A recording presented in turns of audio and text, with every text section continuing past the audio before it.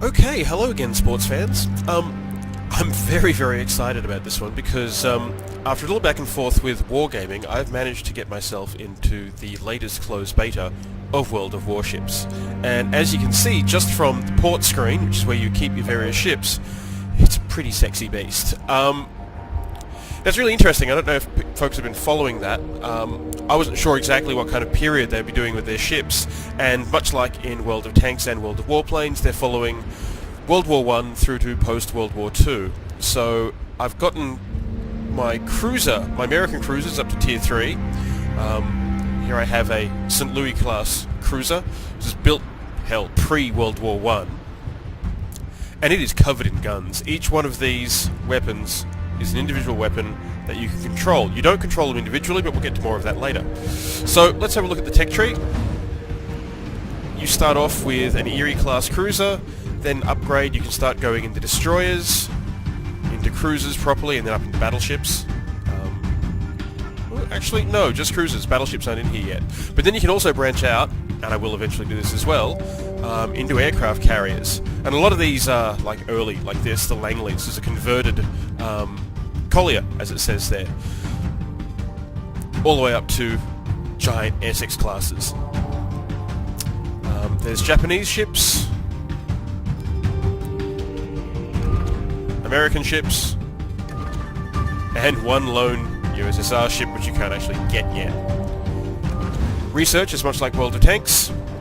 Hulls, weapons, fire control systems, engine.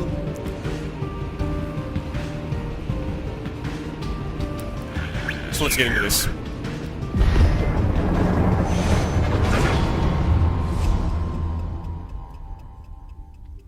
Now I'm probably going to end up waiting for a bit here because I'm not sure how many other people are going to be playing in Southeast Asia at this time.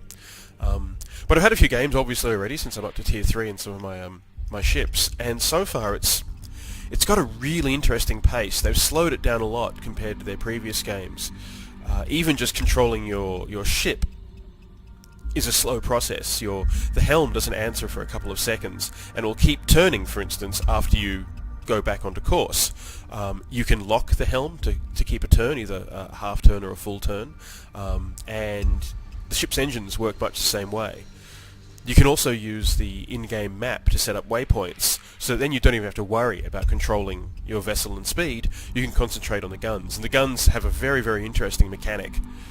Basically, the point you target at with the in-game cursor, all the gun turrets will slowly swivel onto that spot. Some won't be able to make it, of course. They won't be in that fire arc. But it means positioning is very, very important. So it really emphasizes the ability for a cruiser or battleship to be able to fire a big broadside in one go. Leading vessels is very important. It's pretty important in most games of this kind, but out of all three of the wargaming titles so far, you really need to have a good judge of distance, of time for your shot to find its target. I'm finding it fascinating, but I've always had a love for this kind of combat, going back to Age of Sail, Black Powder stuff, all the way through to, and this is going to be really, really nerdy, science fiction films. I mean, look at the battle in Star Trek II, Wrath of Khan. It feels very much like a sub-battle. And as Wargaming has said, submarines won't be in this, which is probably for the best. It's complex enough with just destroyers, cruisers, battleships, and aircraft carriers. So anyway, we've got a small game going on here. It's only 3v3.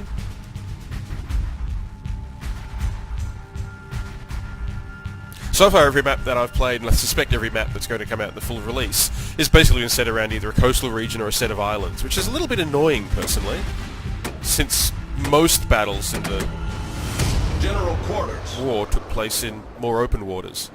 So anyway, here we are in game, and you'll see down at the bottom where I've got my shot counters. Each one of those little bars is a gun on my ship, and if you have a look at the mini-map, or the, not the mini-map, but the vessel... Brain fried. I'm waiting for all of my turrets to come online. In the bottom left-hand corner, you'll see a little icon for my ship. That's all my turrets. They'll turn green when they come into range. It also shows me my heading. You'll see next to that my engine, which can go from full to 3/4. As I change heading, you'll see a little bar come up. And I've just noticed I'm the hell out in the middle of nowhere. So anyway, if I wanted, I could left click. Which I will. Autopilot mode enabled. There you go. And this is good because it shows me exactly what my pals are doing. I can have a look around. Now we've got one destroyer and another cruiser. Oh, maybe even a battleship. We got it. Yep, that's a big boat.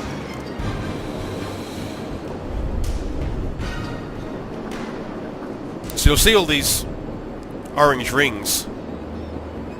That's what my various turrets are aiming at the moment. So not all of them can actually reach the point. So you'll see that this particular ship can really only get one gun firing forward. Firing to starboard, however, as everything aligns, you'll see more and more of the turrets turn green, which basically say they are now on target. So the broadside of this thing is just amazing. As you can notice, though, it has a wooden deck, so falling shot... Our team has taken the lead. Autopilot is mode dangerous. disabled. Oh, there we go. So there's sniper mode, and they're going to try and lead this guy. It's moving quite fast.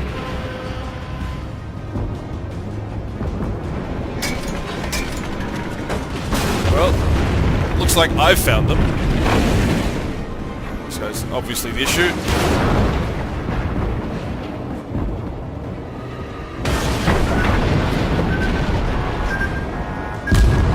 And that's torpedoes coming in, which is bad news. Oh! Yep, torpedo hit. We're home below the water line. We're flooding quickly. Okay, so now I have to repair.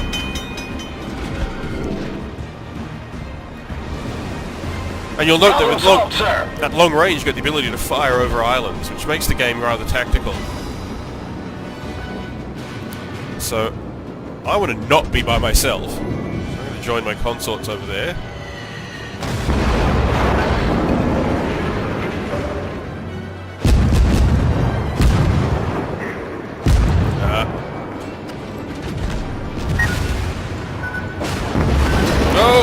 There goes the turret, and I'm now on fire. The ship is on fire. And I've got 56 seconds before I can repair again, and oh god!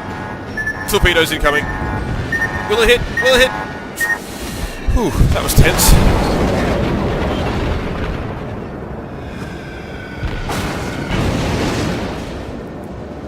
So, that fire is slowly hurting me.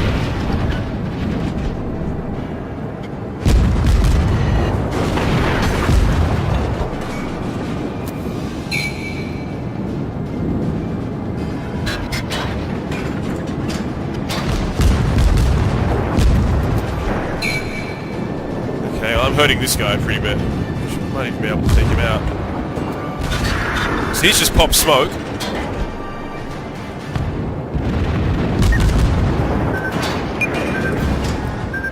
I'm going to turn now, and I should be able to get that fire out very shortly.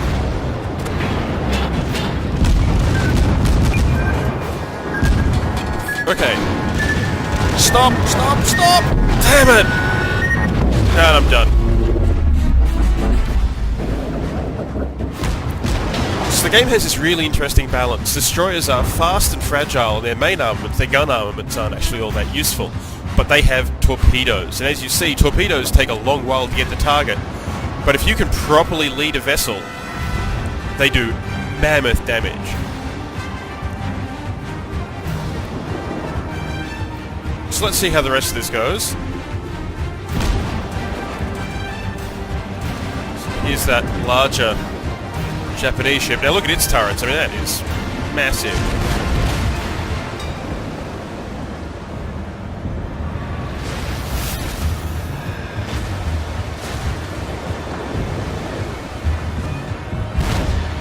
The enemy team has taken the lead.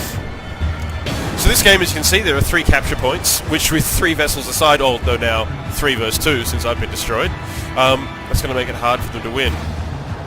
Most of the games that I've played so far, and I think all the maps in the beta, are based around capturing points, which makes sense. You know, it is a competitive game, it's how a lot of their other games work, but considering that a lot of naval engagements were passing engagements, fleets trying to get through another fleet to do something, or in fact just attacks on fleets to destroy them.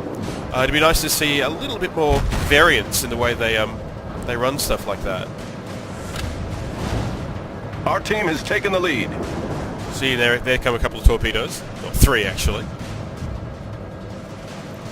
So the opportunity for a pack of destroyers to work in concert, to align themselves in line and everyone at the same time fire off their torpedo armament for a really wide spread, just seems, well, really exciting.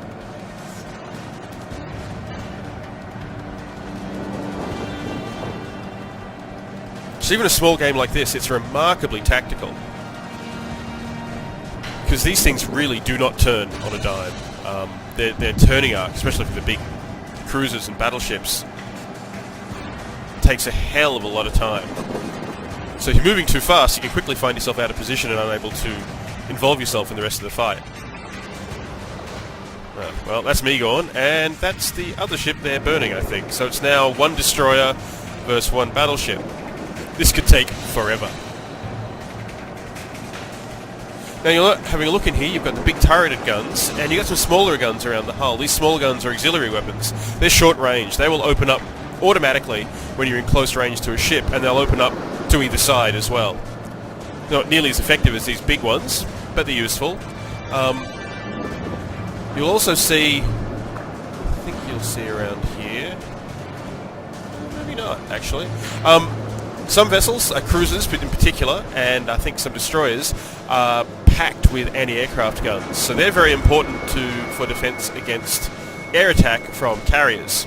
So it really has this nice combined arms approach, which is pretty much how fleets operated throughout this period.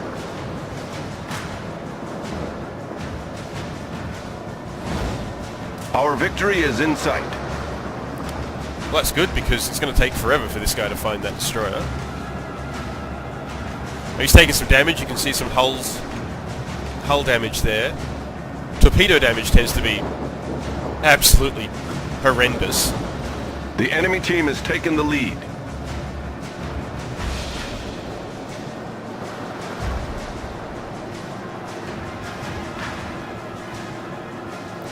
Okay, it looks like he's almost spotted him. Yep. Okay, this will be interesting. Mammoth amount of damage on the destroyer there. This guy really knows how to lead his target, because the destroyer's moving quite fast. So there's the cruiser trying to bring about the best possible firing arc as the destroyer moves across it. Those big guns obviously have a long reload time.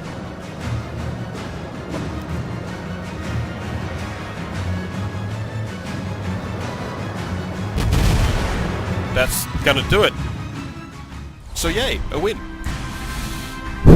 Anyway, I'm probably going to play a little bit more now, but you've certainly seen a taste of the game. I think it looks fantastic. Better than World of Tanks, personally, but this is my kind of combat. So anyway, let me know what you think, and thank you for listening.